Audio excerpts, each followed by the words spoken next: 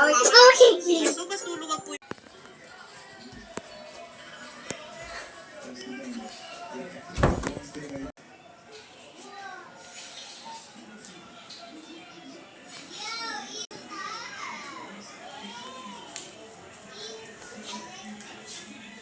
Sa pinakamall, kaya kahit pinagpagawa ng bahay sa magkano, hindi siya didikit sa pinakamall namin dahil hindi naman po makakawagan.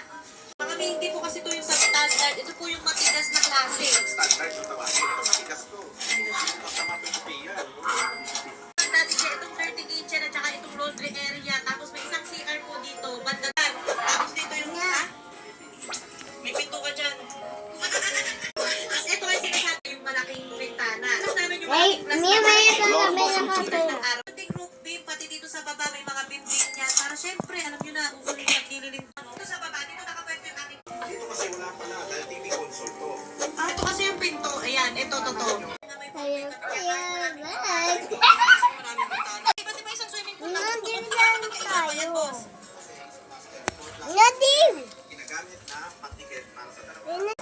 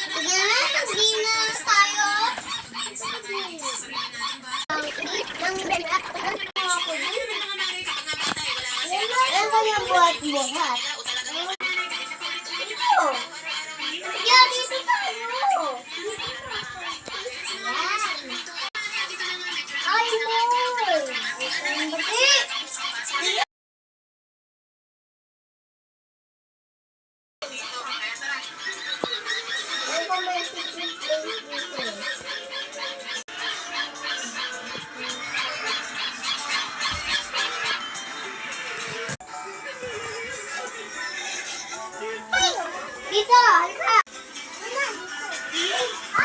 Ito, halika.